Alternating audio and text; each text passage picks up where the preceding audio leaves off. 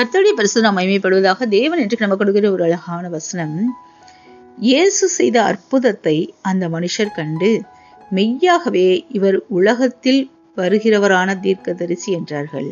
ஹல்லேலூயா.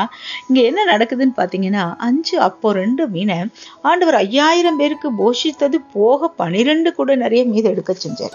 அது மட்டும் இல்ல, அங்க இருக்க ஜனங்கள் எல்லாரும் பார்த்தாங்க, அடடா இவரை எல்லா துறையிலையும் நம்ம ராஜாவாக்குறதுக்கு ரொம்ப வசதியான ஒருத்தரா இருக்காருன்னு சொல்லிட்டு பாருங்க, மீனோட வாயில இருந்து வெள்ளி பணத்தை கொண்டு வர்றாரு. அப்ப இவர் ஃபினான்ஸ்க்கு கரெக்டா இருப்பாரு அப்படின்னு சொல்லி ஜனங்க பாக்குறாங்க. அடுத்து பாருங்க, இவ்வளோ ஃபுட்டு ஃப்ரீயா கொடுக்குறாரு. அப்ப எல்லாமே சாப்பாட்டுக்கு கொடுத்தா, அப்ப உணவுத்துறைக்கு இவர் தான் ரொம்ப டேலண்ட். அது மட்டும் இல்ல, எல்லா இடத்துலயும் யார் ஆண்டவர் தொட்டாலும், அவர் போய் யாரை தொட்டாலும் சுகம் கிடைக்குது.